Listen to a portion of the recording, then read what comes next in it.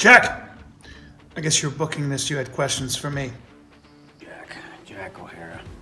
Boy, you asking me some interesting questions, my man. Jack, hey, it's Josh Ryder. Hey there, Jack O'Hara. It's Johnny Damon. Jack O'Hara, absolutely. What's up, Jack? Well, Jack. You know, those are some good questions, Jack. Hey, Jack. How you doing, Hello, man? Bob Saget. How's it going, man? Jackie, what's going on, man? What's going on, Jack? Listen, man, you know, you asked me a couple questions. Jack, right? That's right, man. Hey, Jack. Jack O'Hara. Anybody call you John? It is another edition of the O Show podcast, live from Las Vegas. Walk with me, buddy.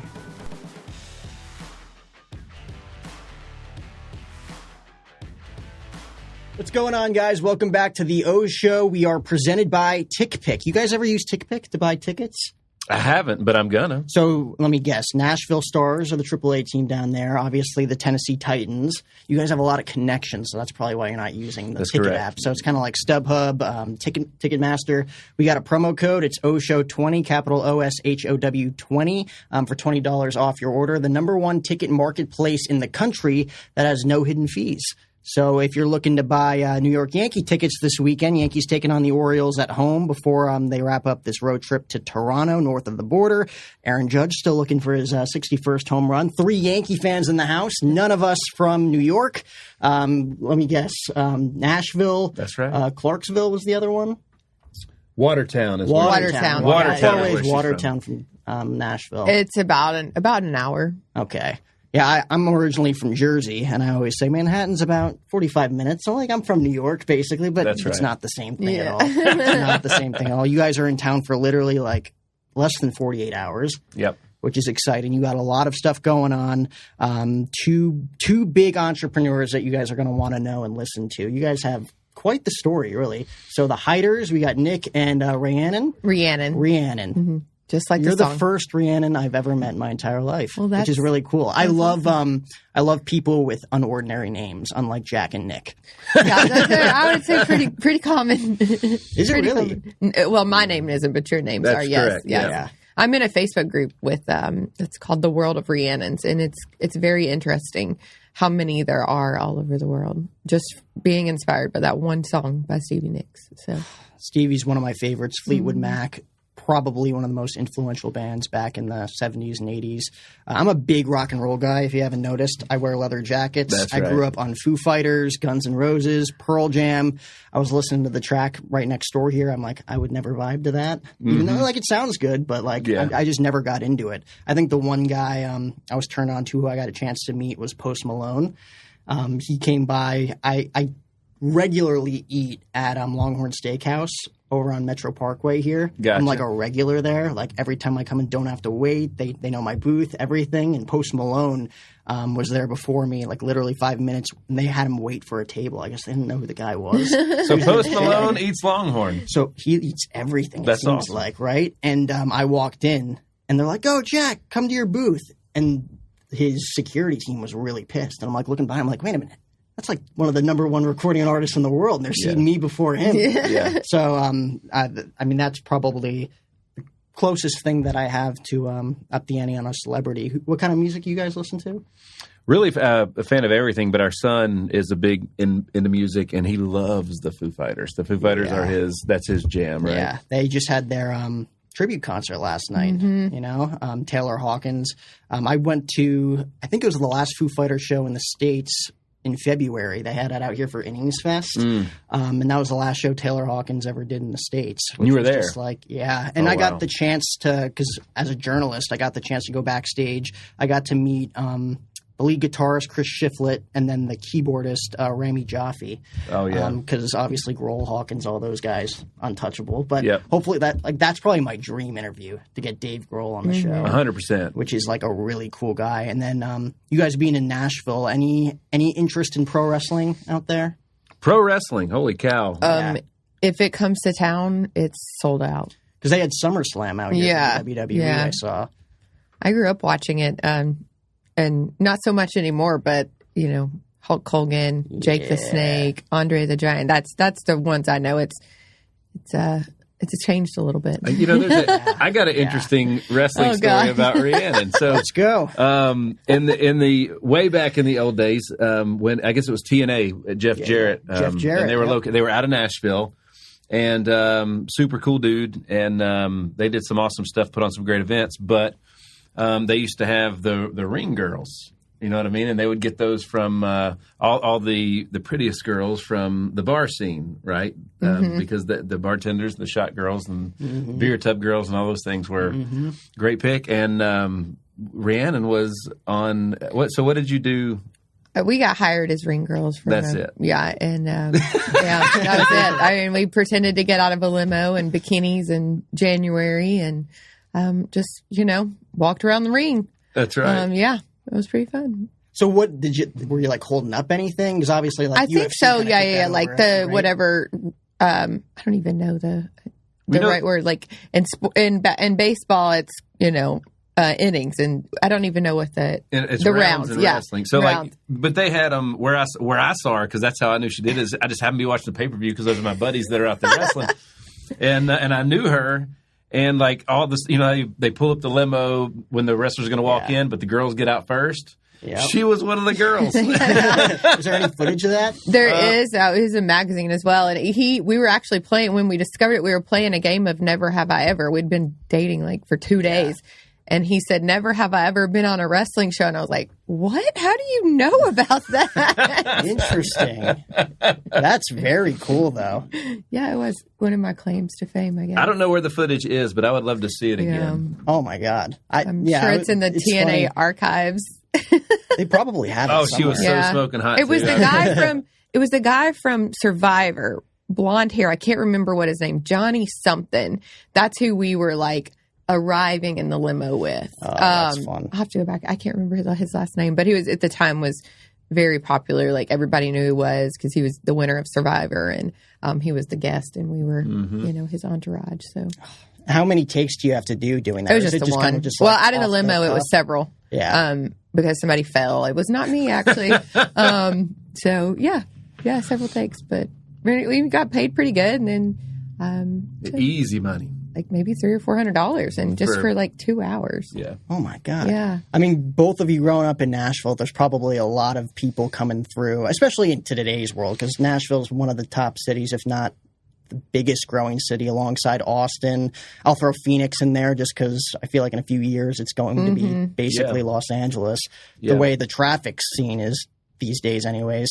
But like growing up, both of you obviously impressive with like, yeah, Nashville's like a little big city back in the day.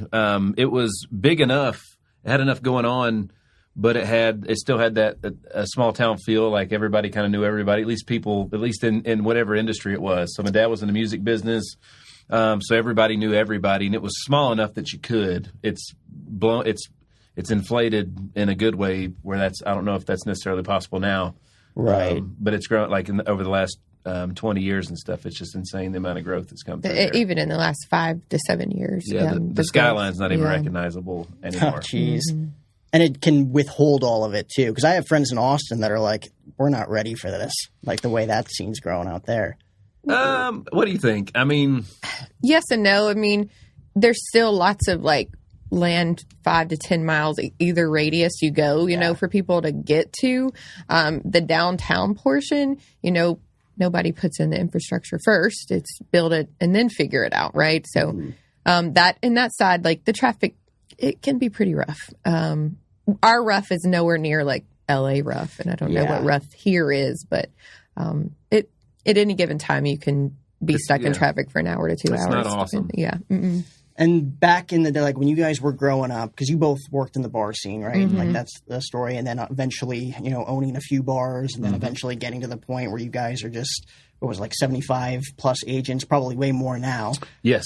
And growing up there, like have you seen obviously the big changes, like Aldean's big restaurant wasn't out there yet. Kid Rock, I don't know, but like just seeing the growth from like a restaurant perspective as well as a music perspective in the entire scene. 100%. It was all small. Like we were as bar owners back then. If we were still doing it today, we probably would have got pushed out just because it's very corporate. Yeah. In all the right ways too, right? So it's the amount of traffic that they generate. Back in the old days when we were there, even having a nightclub on Broadway, there wasn't the daytime traffic like there is 7 days a week. I mean, now it's 11 a.m. until 3 a.m., if not later.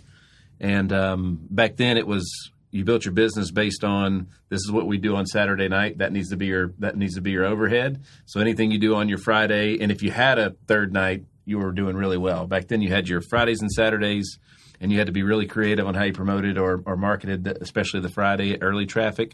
And then if you had a Thursday or a Tuesday or a college night, it was just icing on the cake. So even though, and correct me if I'm wrong, were you guys like even remotely close to being in the entrepreneurial mindset at that age growing up? We were already doing it. I just don't think we realized it at that time what we were. Yeah, that's exactly right. When we were as bar owners, the businesses did well. We didn't know how to pay ourselves. We didn't know anything about money. Like the financial aspect was something that, I mean, honestly, we didn't really learn it until like our early 30s. Yeah. Like 10 years ago or so. So like the majority of the success that we have today is, now we've utilized the relationships past them, but in 2013 we were broke. We were as broke as you can be. So from 2015 to now, everything that we've accomplished has really been in that short window. And for anybody listening out there that thinks that it takes 20, 25, 30 years to grow this, and again, it's not going to happen overnight. Talk about like a ton of trials and tribulations and failures along the way. Absolutely. But if you look at like a good 6 to 12 month period, like I'll use the analogy of like working out. If you get into a good program for like 12 weeks, you could really reform and reshape your body, despite 100%. What some people might think from, again, like failing and going through certain, programs that didn't quite work for them, both diet-wise, nutrition-wise. You could really, really change your life financially in a short period of time if you're willing to go through the grit and determination to get there. And if you commit, you have to go all in on it, right? So that's the biggest thing is whether it came to like our relationship or being a parent or running a business or learning the aspect of the business that we struggle with, there's just a certain level of commitment and there's a certain amount of time that's required. We figured out for us, anytime we try anything new, that we're just going to put our head down and not look up for a year. A whole calendar year, we're going to give it all we got. And it's crazy when you do that, it's usually going to work out. Mm-hmm. Most people just quit before they get there. Yeah. You know what I mean? There's there's a cartoon illustration that really hits home where the two guys are digging through, like mining, and one guy stops this close to the diamonds and the other guy just punches through, So there's when it comes to just following through and finishing it, most people just don't give it enough time. You just really don't know how close you are. That's correct. Well, and we use the analogy a lot. And this is the hardest thing when we work with our business owners is like if you were stuck in the desert and you didn't have any water, but you knew you could see the landline like across, you'd keep going, right? Because you could see there's the finish line. When you don't know where the finish line is, it gets harder and harder and harder to just keep getting up and keep moving forward. So being good at setting goals and milestones and putting deadlines on those things so you can orchestrate a plan to get there. You can't live life after the first grade, but boy, they sure make a big stink about it. Exactly. You know what I mean? Way, so you've accomplished something, and then now you're in second grade. So imagine if you went to school for 13 years and you didn't know where you're at. You know what I mean? So you wouldn't have anything to get excited about first day of school or any of those type things, or a class to be associated with, or how to measure analytics or statistics or anything. Yeah. And a lot of people, unfortunately, live life that way, That's right? Exactly Especially right. growing up in school. I was one of those kids, like at least like growing up, like I told you before when before we came on the air, it was go to school. I don't really know what I'm going to do, but I know I get to listen to Michael Kay and the Yankees later on the YES Network. That's all I knew. Like I didn't even, like you were talking about, like you knew you guys were like going through the entrepreneurial drive before you even realized it. Yeah. I was kind of like getting into this before I even realized it as a young kid. Like, That's right. You find that one passion and then you go all the way. Like you talk about people giving up like right before they're about to hit it, or whether they're still a few years away. Like, to me, and for you guys especially, you probably feel the same way. Like quitting wasn't even like an option. That's like right. You don't even think about it because like this is all I want to do. That's right. Right? That's right. And that type of mentality is not only going to help you guys, it's going to reshape and reform the way other people think too, whether they're working with you or they're watching from a distance. when you quit, I think it's just because you either A, don't believe in yourself, and that's probably the biggest issue. It doesn't matter how good, whatever it is somebody's training you on or whatever it is you're trying to do. If you don't believe it's possible, that is fact, right? So the other thing is, or they don't believe in the process or whatever it is that they're actually trying to accomplish, right? So, and again, if you don't, would you believe in the process? If you keep getting up and walking and killing yourself walking across the desert, would you believe that you would eventually make landfall or find water or whatever it may be? And so that's why it's so important to visualize and just what is it I heard the other day? Somebody said a dream is just a goal with a deadline. And a goal with a deadline becomes a plan, and a plan can have an activity assigned to that plan, which is going to get you to where you want to go. So it's very multi-layered. Then effort. That's what most people lack. If you can write it all out for them, we tell all of our agents, like, I can give you every tool in the entire world in this industry, but if you don't have the effort and the mindset behind it, it's going nowhere. So. That's right. Now, have you guys developed because obviously you always got to adapt as leaders when you're looking at the people that you're working with, working for, or people that are working for you, right? How often do you guys adapt that kind of plan and mentality when teaching people that are coming onto your staff? Not only learning how to sell, but kind of like the overall atmosphere, the overall vision of what you guys are trying to accomplish and the type of person you're trying to build. Well, it's that's a really good question. So I'll let you go first.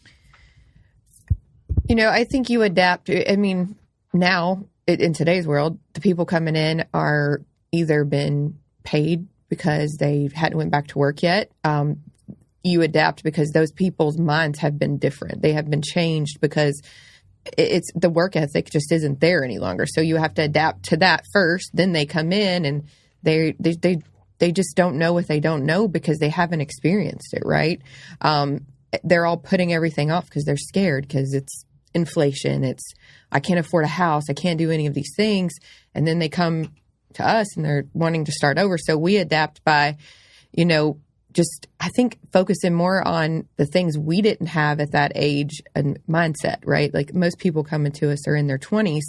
And I tell them every day, like, if someone would have said the word mindset to me in my 20s, I mean, I would be 20 years ahead of where I'm at right now. So that's where we make the changes the most, I believe. And really, it's to that individual because everybody has a different story. And that's one thing I'm really good at is adapting to those individuals that come in. She's good at a lot. But change is inevitable, but the growth portion is optional, and innovation is always required, right? So any industry that you're in is always going to be changing or evolving.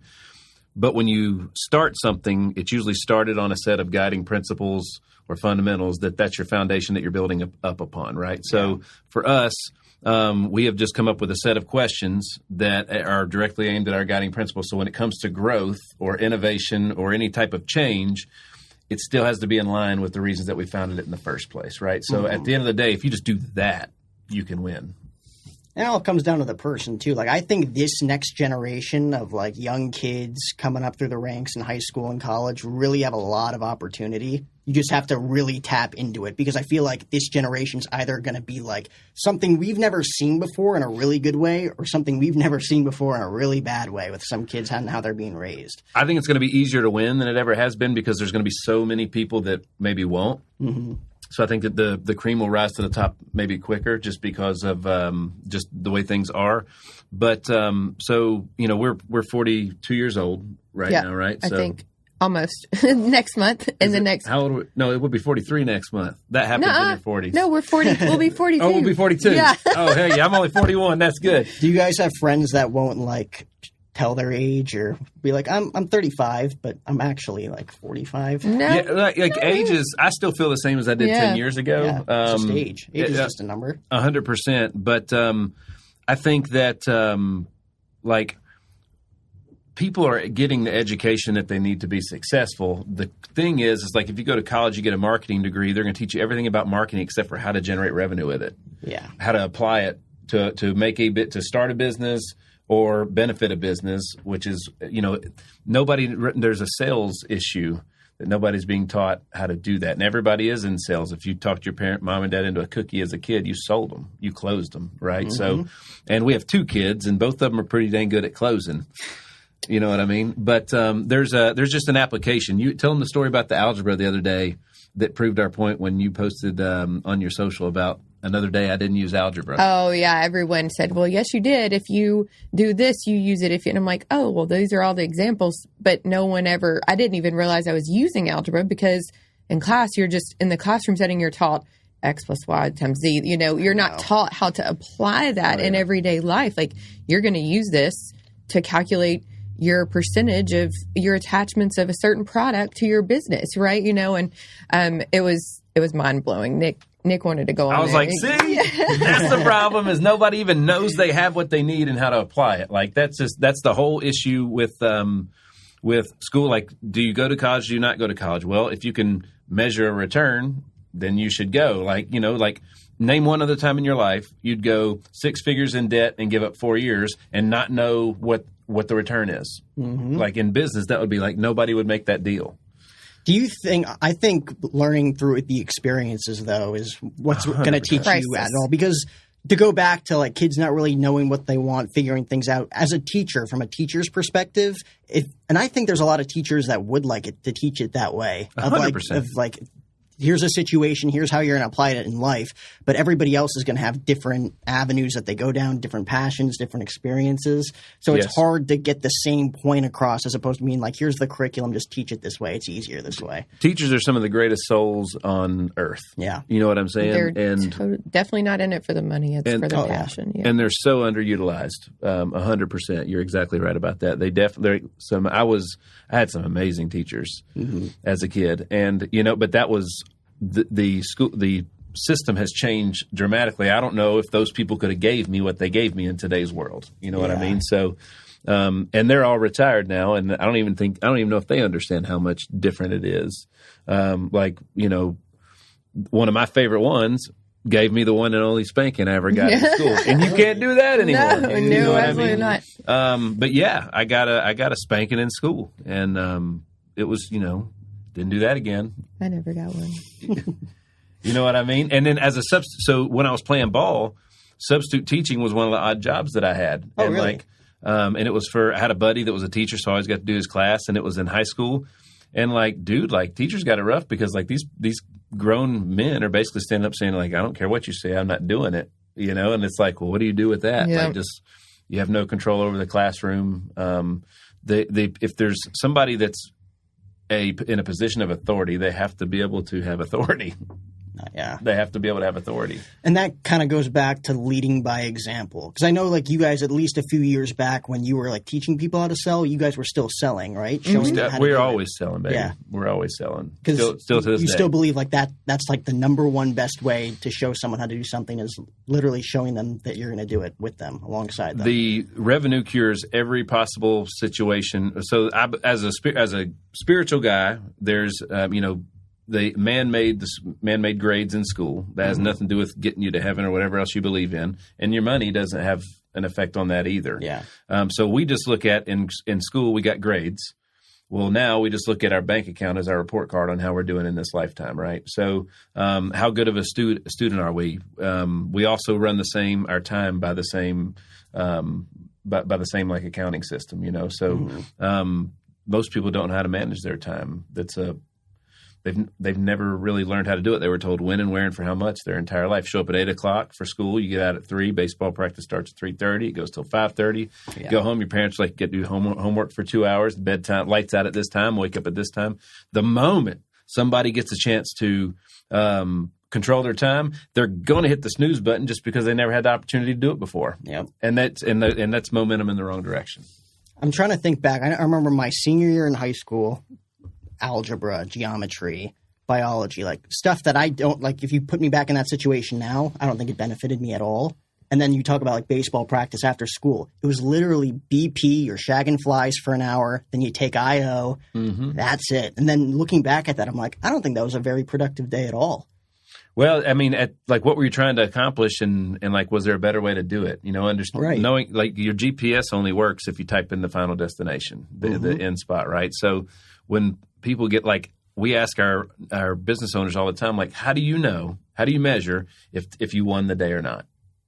Because most of them would just be like, I did everything you said, didn't make no money yet. I'm like, but like, all right, so you're not an employee anymore. You don't do what somebody says. I'm just giving you, this is a process. These are things you should be looking to do, but you have to take them and make them your own, and you have to own it at a certain point in time in your life. You have to own your life, own your time, own the results. You know, the moment you put point blame at somebody else, you gave up control on solving whatever problem it is you got. The only way to solve it is to point back, like, what could I have done different? And so that won't happen again. You say you had great teachers growing up, like were especially some of great them coaches. Obvious. I mean, correct me if I'm wrong. Scholarship for baseball and music. Yeah. How does that work? It didn't work very good. The school hadn't thought about it. The school hadn't thought that out after one semester. The music, like baseball, paid more, and you know what I mean. So I missed a lot of music things because they overlapped in time for baseball, like traveling, being on the road, being out of town, whatever it may be. So I didn't keep my music scholarship long because they were like, you got to choose, and I'm like, okay, well they're paying me more, so I'll go do that. And at the time, I thought baseball was I thought I had a shot. I didn't really know how to. I didn't know how I could make money doing music, but I knew how I could make money playing ball. Mm-hmm. And as a athlete, that was just kind of what I was known for. Most people didn't even know I did music. Ironically, it's crazy. And was there like a program in the school? Oh, absolutely. Yeah. I had to take certain classes. I had to major a certain thing. There was performance things that you had to be at. It was a Christian-based school. So it was like chapel 3 times a week. That I was a part of the house band where I had to be there, and there was rehearsals and there was recitals and anything you can think of, and all this theory, all these theory classes and everything. And looking back, it would have been if I had had more than a semester a year, I can't remember how long it was, I probably would have bought into it a little more and figured it out. But like nobody really sat me down and said, hey dude, there's 2 opportunities here and we need to figure out how to make both of them work. It was just basically like I got kicked out of a class for attendance, and the only times I'd ever missed was when I was with the baseball team representing the school which is what the school paid me to do. And I'm getting disenrolled for classes for attendance. I mean, they ran a tight ship over there. Yeah, it was kind of nuts. Given that you had a scholarship, were you like one of the top players on the team, or was it just a really good program? I went to Trevecca because it was a smaller program, which wasn't good when I first got there. It was great when we left. But one of the very first college games I really ever saw, I played in it, right? So I went there to play. Based on what we knew, I was going to develop more as a player getting reps than I would watching. So that was why we chose the path that we chose in Trevecca. That's interesting. So my younger brother, 2 years younger, I was telling Jim Gray, thanks so much, Jim, for setting this up. That's right. He's a big musician, was also a huge baseball player in high school. He was definitely the talented one out of the O'Hara children, but he was trying to figure it out for a while too, and he's going down the music route. Lived in Nashville for a couple of years. He's back in Jersey right now, but I could only imagine how difficult that is. I didn't have the business mind for it. Now, as parents, you know, our kid, our son was actually did an audition, got cast in a Broadway musical. We couldn't go because our daughter they wanted us to move to Utah. Yeah, really. For 6 months, 2 weeks after our baby was born, so we couldn't. So the cool thing is he auditioned multiple auditions. He got the part, got the lead, so we knew he could do it. And it's like now, so that's what he wants to do is he wants to be in acting. He wants to be in music. He also wants to play ball. He plays. But as a parent, like, how do you feel about it? Because I told him he wants to come back on my podcast. And I'm like, when you get your next paying gig, you can come back and we'll talk about it. So he has something to shoot for.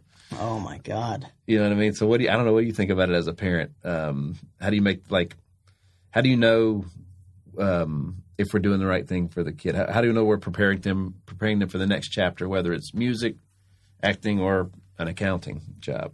My mom always said anything we wanted to do, she would open every door for us. Yeah. And that's one thing that stuck with me with him. Like, okay, we'll open the door for you. We'll max it out. We'll travel. We'll do whatever.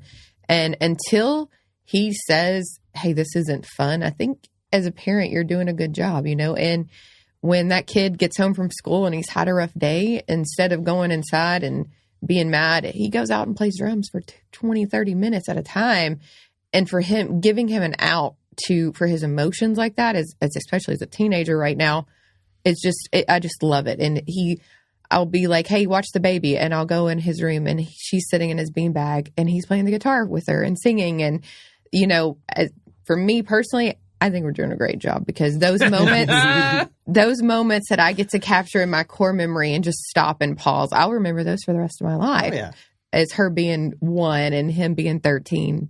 He played Baby Shark for her the other day and she loved it. Like, it was the funniest thing. But, and too, I mean, every parent that we meet that they're like, oh, we love Ethan. He's such a smart kid. He's so kind. He's so nice. And not to care what other people say, but when it's about your own child, it just confirms like, okay, yes, I am doing the right thing better than I probably even give myself credit for. Yeah. So 13 years old, you said? Yeah, a 13 and a 1.5-year-old little girl. So when it comes to Ethan, like that gives him the outlet to find and figure out his passions from an early age. And having 2 parents who have gone through a ton and know how to succeed in life, like it's definitely going to be a plus for him. But then you look at, because I know like when I was playing ball growing up, I was no good, but my teammates were really good. At 13, 14, 15 years old, scouts are watching them. They're like, okay, you can only throw 30 pitches today, like that's your limit. Like as a young kid like that who might not even like be in sports 4 or 5 years down the road, do you think that's too tough on kids in this generation, or do you think they have to go through that? I think it's a necessary step that is required. Like it's even on Ethan's team, since they were 19 years old, there's tryouts to be on his team, and so a 9 or 10-year-old kid putting themselves out there, they won the day just because they took the chance to do it, right? And then whether they make it or not, because like there was 100 kids that tried out for his team, we can only take 12 or 13. So there's a lot of no's being told, but like the faster you start putting yourself out there, and the faster you start learning how to take the lessons from where you fell short or why you weren't a good fit. Like some of the best players that maybe came, we didn't choose because we weren't a good fit for them, and it has to go 2 ways. Right. So we have to be a good fit for them and they have to be a good fit for us. So like, it's not necessarily like, as a player, I was stuck in an organization where it probably wasn't the best organization for me specifically at that moment in time. Right. So just like being stuck in a position in business or anything else, it's just, you have to know what it is that you want. And you're not always going to end up in the right place to get there, and being able to pivot or reinvent or whatever it is that may be. As an athlete, I didn't understand how to do that. As a kid, I think it's invaluable life lessons to learn, because it's like, I didn't make the team. Well, why? Right? Was it something because you weren't good enough, or was it just not a good fit for the team, or is there stuff that you can work on? What is it? Why did they go with somebody else over you? And that's learning to sell. That's learning to start a business. That's me making an offer to you from as a business owner. You're like, yeah, that's not really for me. Longhorn, your spot. There's probably more non-vegetarians eating there than there is vegetarians. But I bet vegetarians see the commercial. Oh yeah. And vegetarians probably like, no, and that's okay. So. As a kid, the faster you can start putting yourself out there and understand that, like, the more shots you take. How many? I read the other day that Kobe Bryant has missed more shots in the NBA than anybody else in history. You better believe it, yeah. Right. So, but nobody talks about that. No. Right. So, as a kid, nobody's going to say how many auditions you didn't get, you didn't win. We're going to talk about the ones you did. So, I think it's shots on goal, personally. It's so interesting because, again, you probably have people that work for you guys who have the heart, have the desire, they're getting the intuition and the knowledge. Yeah. But, sometimes things don't click right away, whether like you're on calls, you're not closing deals. Like how many people have you had like that where like you see the fire, but things aren't clicking, and how do you adapt? 99 out of 100. They have to, if you're not good at it, the real question you should ask is when you become good, is there an opportunity? If you're the best, do you have an opportunity to be paid like the best? Yeah. Right. So if you're not good, then there's literally just there's just a set of skills that you just haven't sharpened or developed yet, and that's the only thing standing in your way. Right. So when it comes to sales or anything else, it's mostly just experience and understanding that there's a process from start to finish on. At the end of the day, if you're in sales, you're solving somebody else's problem with either knowledge you have or a product. You're providing some form of value. Brad Lee says that all the time. He's like, if you want more money, I'll tell you where to find it. it's in other people's pockets. Yep. Right? So the way to get it is you provide them value that they will exchange money for. How early on, because again, working in bars, obviously you knew how to provide value for She people did. right off the bat. You were taking note. He wasn't. I think I did it because when I was about 4 or 5, my mom started a daycare. And from the time of 5 until I was about 17, there were 20 kids at my house every day, Monday through Friday. So I became this leader just immediately out of all these kids. And I'm the oldest of 3, but that made me learn people and relationships and how to talk and how to get what I wanted in a kind manner, right? Still respectful. And so I took that with me into the awaited tables. I taught dance. I babysat. I had 3 jobs at 16 because I saw how much money I could make. I was like, oh my goodness. So then I started working at a bar and said, oh, wow, I don't want to I want to be behind the bar. You know, I just took all of those people skills and applied it.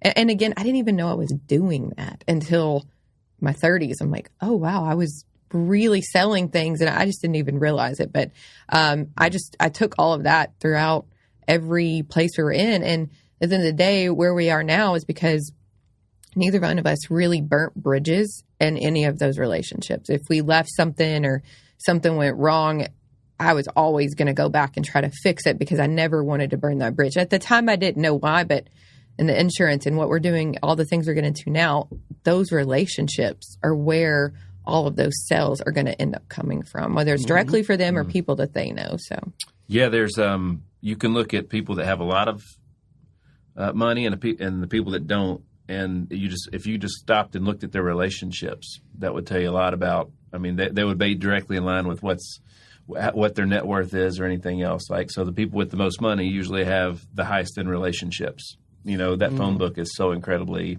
I mean, look where we're at today because we have good relationships, right? So if not, we'd be here and you wouldn't know we were here and we wouldn't know where to find you or anything, right? Exactly. So it's all about relationships and knowing how, but relationships require work, just like this one does. We have to work at this one all the time. We work on our relationship with our kids, family, everything. So it's all work at the end of the day. Nothing's for free. And no, sir. I mean, you guys are working on your relationship because you're around each other all the time. You know, you're raising a family, you're in each other's lives almost 24/7. Yep. When it comes to building like business relationships for someone out there who's growing, obviously young people in the world looking to grow those certain relationships that are going to take them to the next level, what would you suggest? Because again, you probably haven't seen Bradley in a long time. The man's a busy guy, but like with social media and obviously just texting back and forth, you're able to stay in touch. For all like hundreds upon thousands of people that you meet on a regular basis, like what's the healthy amount of like text messages, phone calls, just like checking in on people? Like, how can I provide value for you right now in your life? Like, what would you say? Because it's like, you know, we could do this podcast, go to the event tonight, have a good time, and then we don't hear from each other in a long time, right? So how would you go about, you know, giving a piece of advice for someone who's like, I want to provide value for this person, I might not be able to right now, and like, how do you stay in touch? Yeah, it's and Ree's she's amazing at this. Well, you're analytical. I'm more of just gut intuition. Yeah. And to me, I don't have like a spreadsheet that says follow up with this person on day 7. I've never worked like that. I work on my intuition. It's like, I know, I haven't talked to them in probably like 7 to 10 days. I need to check in on with them. And then literally I've had that check-in conversation and a week later something comes up where I can use their help or they can use my help. And it's not me just kind of cold calling them. I've already checked in with them, right? Does that make sense? So to me, it's just, what do you want out of that relationship? That's how often you need to touch it, right? If it's something, you know, like if it's something that's minimal, like, you know, once every couple weeks, once a month. But if it's somebody that you're trying to pursue long-term in a business relationship, check on them every week, you know? Like, I mean, if you don't, they're not going to be in your mind either. Somebody's in their checking mind. Up with them. Right. So if I'm checking in on you like every week and then 2 weeks from now, you're like, oh, I heard somebody needed health insurance. You'll remember that. If you haven't heard from me in a month, you probably won't forget. You'll forget it. Yeah. And that's how that works. Like there's a handful of about 30 people that once a month I'll pull out about 5 of them and check in with them. And then within a week, they send me a referral for something. So understanding what they're trying to accomplish, what's important to them in their lives. But if you just look at it from like something that we see every day, so like you'll see like a McDonald's, they don't make a commercial and run it one time. It runs over and over and over again and on multiple networks, right? So, and on multiple platforms for that matter. So, and that's how, we don't eat McDonald's, but if we did, it would be like, Ethan does once a month. That's right. I might be eating it not today, but when it comes Friday and I'm like, well, it's my day to eat something it's my bad. cheat day, right? Well, boom, I saw the McDonald's commercial and then I'm going. So, it's staying at the top of the mind, and that's a killer question, man, because most people don't know how to understand relationships. Reset it best a few years ago. She said, "Take what you need, but take less than you give." And if you start there, that's pretty awesome. That's like the old adage that a lot of young people don't understand too. It's the more you give, the more you're going to get out of life. More fulfilled you're going to be too. Oh my goodness. And they don't even understand it because they've never tried it. Yeah. Like just try it one time and go in without any expectations of other than just building a relationship. That's when you see the most results. 100%. Mm-hmm. Do you guys, because obviously working at a bar, owning a few bars too, now and in the insurance game, life and health? We do. We specialize in health, but life is also a byproduct of that. We're in real estate. We develop real estate agents because it's very similar to launching to developing an insurance agent. We have the studios and creative and all that stuff, and we're staying pretty busy for sure. But it's what we found is like there's some core principles no matter what it is that you do that you got to be good at, like leadership, product development, growth, marketing, like finance, all that type stuff. Like no matter what industry or business it is, you got to be good at those things, and we dial those in. And you got to be good enough to know that when it's time to turn some of those things over to people, that you let it go, right? That's a hard thing for a lot of people, and for Nick, it was really hard for both of us to. Okay, we have to outsource this. We're at a point now, and that's to me like how you keep growing. Like you can't grow if you're constantly doing 7 of the things. So we're getting way better at that. I mean, you got to find someone that you can trust that kind of knows your vision for it too. Because especially from a creative standpoint, like I've outsourced just like video clips to people. I'm just like, I would have done something a little bit differently, and then I tweak it, and it's like, okay, like I can't micromanage everything. You got to eventually trust the person to know that it was the right move for the business. We call it the 70-30 rule. It's going to be 30 or 70% as good as you would have did it. Yeah. Right. So 70% is executed. So if you just build in the 30%, where that everything's covered, then it usually works out. And then also too, it's like when you hire somebody to clean your house for the first time. It's not going to be done exactly like you want it. And you're like, oh, I don't like it. But you go through 10 people and you find out it was the same thing for everybody. So you just learn to do that. You know that like it used to drive me nuts that after the house would get cleaned, I'd have to move chairs back to where they go and stuff like just little stuff like that. And now I'm like, I'm excited now on Wednesday when the house gets cleaned. It's like, oh man, the house is clean. So I'm excited to move those chairs back. Being grateful is a big deal. Mm-hmm. Oh yeah. I mean, it's so interesting. Like what clicked for you guys wanting to get into like insurance, real estate, all because again, like it snowballs and it gets to a point where you probably didn't even think that you were going to go down that road, going from hospitality to obviously providing value in a completely different field. We got into insurance. I got in first. Because like literally I was so lost that I didn't know what else to do. And there was an opportunity with a great company that was growing like crazy. And even then we didn't buy into it for a year or two.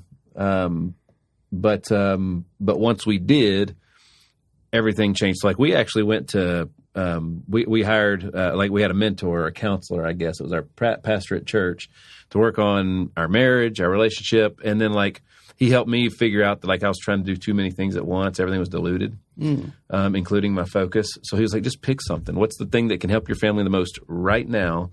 And it just so happened that the health insurance thing was what could help. And we found out that because of our relationships and we were willing to outwork most people, that we could be really good at it. We found our niche. We found out like insurance agents, especially now, but it's even more so back then, didn't really do much with social media. And we were, through the hospitality thing, we were big promoters and we had a big social media following. So that was our niche. That was how we kind of like made a name for ourselves. to do that. And then at some point, I think it was 15, is when we got asked to launch new agents, help develop new agents based on our model. And it's been a great experience. I mean, just like anything else, there's bumps in the road and headaches and so on and so forth because you're dealing with people. But at the end of the day, it was an opportunity to take.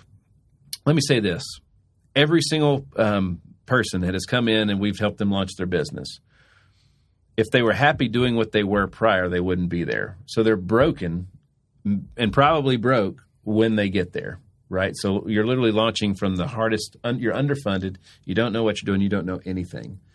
And so for us, like what we get to do, what we've been able to do through the insurance opportunity for so long is not just give people hope, but give them structure. Like I was so defeated when I started my agency. But she came on in 2015 to really help us scale.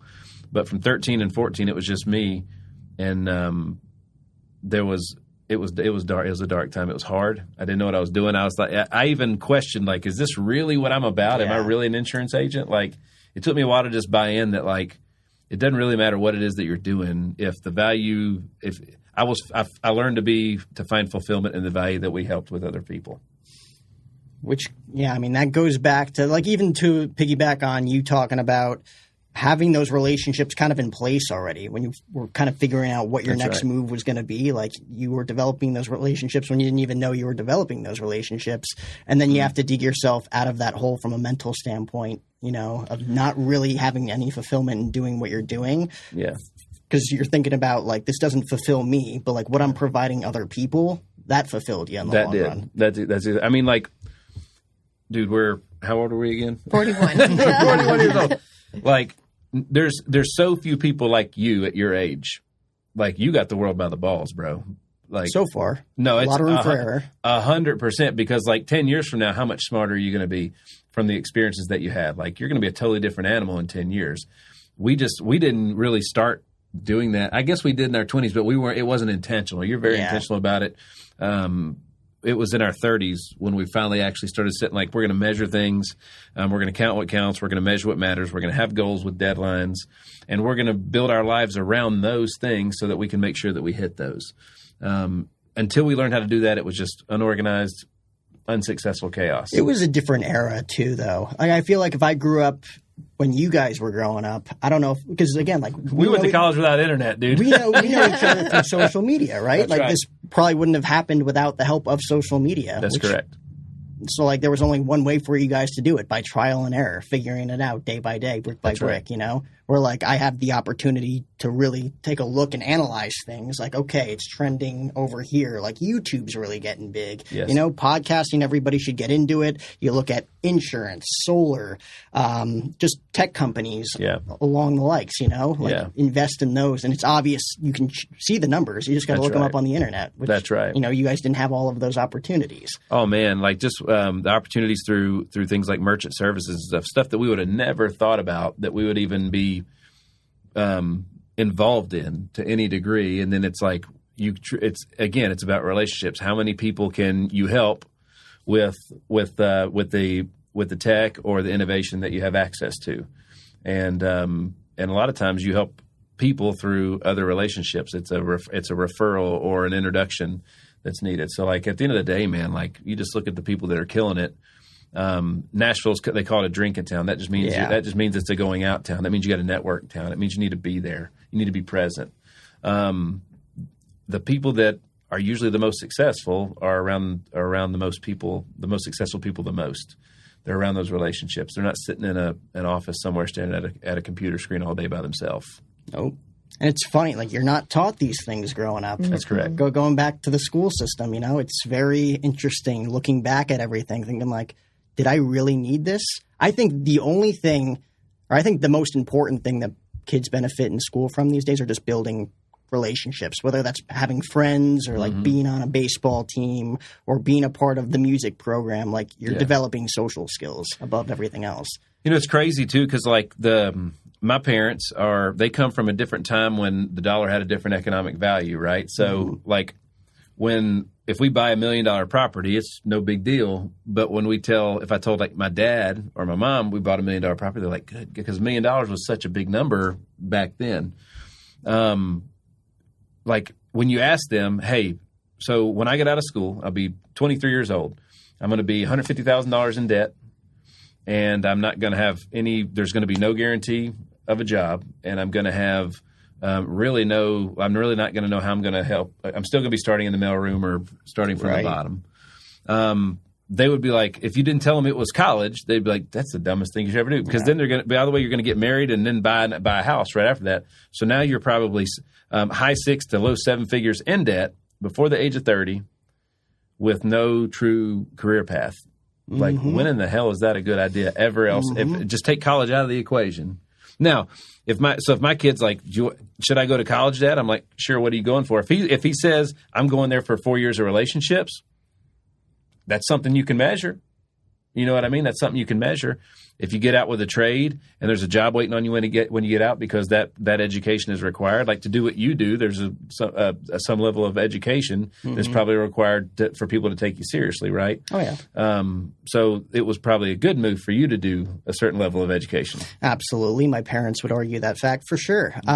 Yeah. I mean, I agree in the sense of building relationships, getting a different type of atmosphere. Like I said, I grew up in Jersey, came out here for school, completely different environment. I think that's huge too. Like if my future kids wanted to go to college, great, get out there though.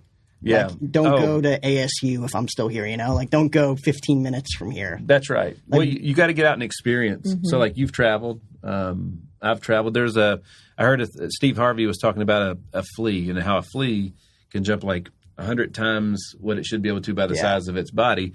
He's like, but if you take like this coffee and you put fleas in there, they're going to stop jumping about here. Yeah. Well, the next generation will never jump higher than that right there. The next generation, the flea's children, the next generation of flea will not jump higher than that cup right there. So your habitat's incredibly important.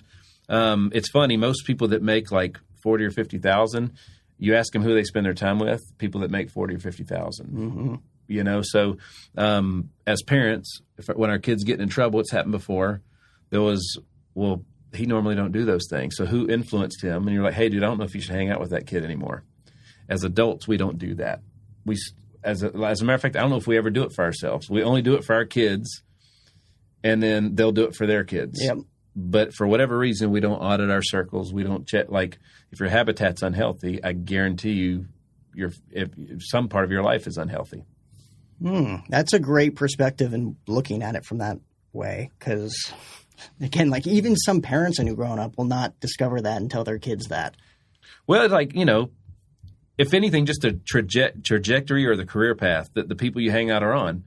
If they're going this way and you're saying, well, I'm going to do this, but you're hanging out with them all the time, you're technically like saying I'm going here, but you're going this direction, right? So surrounding yourself with like-minded people that are going in the same direction as you or the same places is usually the fastest path to get there. So, when we started wanting to get into digital, the digital podcasting space, I started hanging out with people that were doing it. It was amazing how that helped me fast track the direction in which we were going to get to those milestones that we had laid out in the process. But you have to audit your circles. You have to have a clean habitat. Kids that come from an unhealthy home, they have issues, right? They have issues when they leave. What's the same thing as every part of your life? Before we wrap up here, if we can talk about it, if not, we'll edit it out later. Being in the podcast circle now, podcast network, what's going on there out in Nashville? What you're trying to build?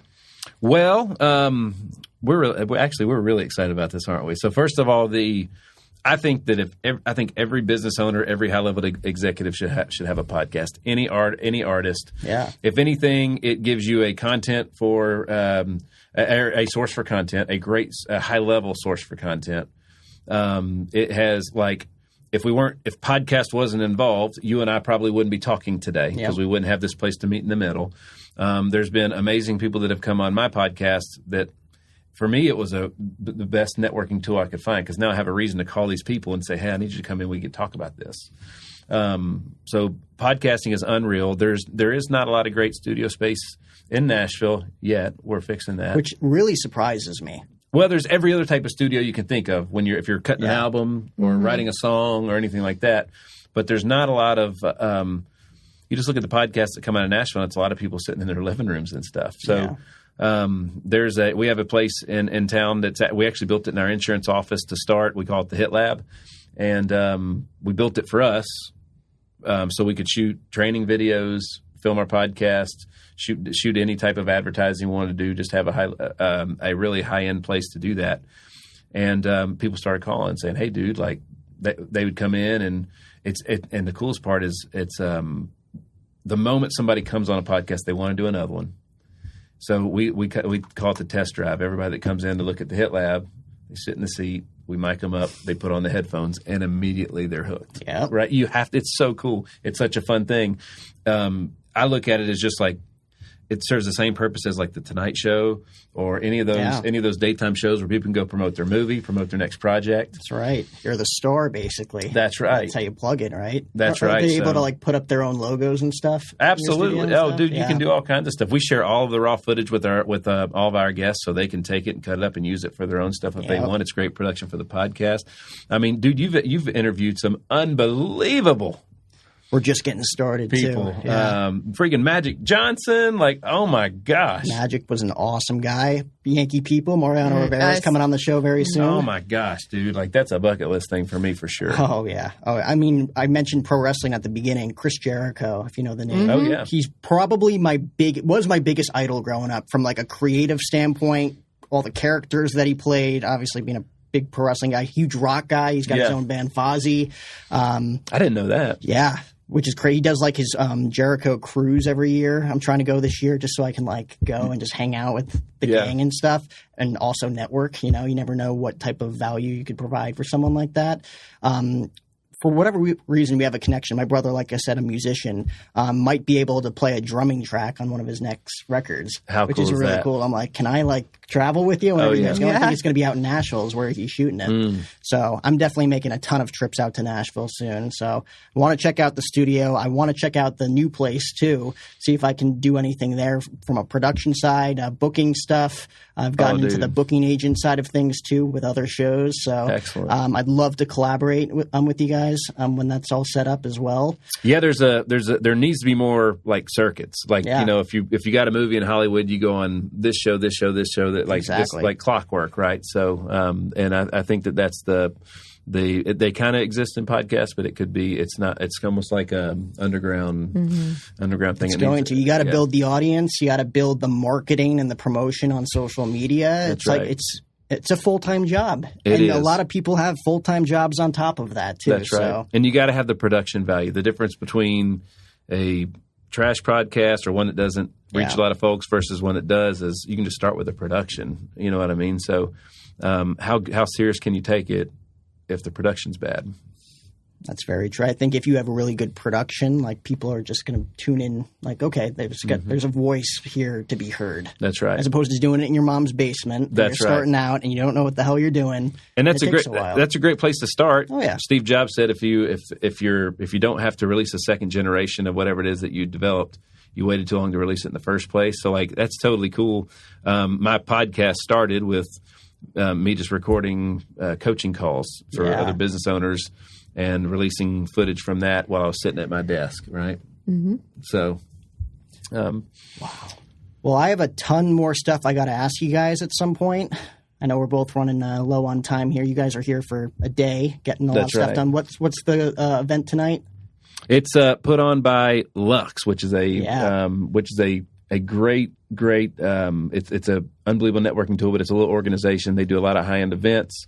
Work with a lot of high-end people. They just it's an unbelievable resource to connect dots. Yes, and it's going to be a really cool event tonight. So if you're able to connect those dots, you got to have that intuition, right? That's right.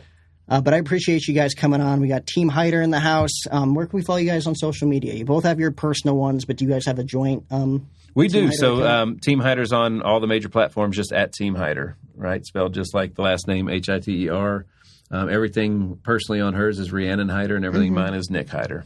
Well, follow these guys. Definitely a good follow for sure, especially if you're in the Nashville area. A ton of fun stuff coming up. It fires me up, honestly. I love this part of. And check out the Hit Streak. That's our podcast. The Hit Streak right? podcast. And this was episode 540 of the podcast, guys. Incredible, We're presented by Tick Pick. Again, that promo code capital OSHOW 20 for $20 off your next order. Postseason baseball right around the corner. I'm actually heading back to New York for the postseason run. Cross your fingers we don't run into Houston. I don't want to lose to Houston. That's my only thing. I don't want to lose to the Astros for the third time. But I appreciate you guys coming on. Check out this episode, guys.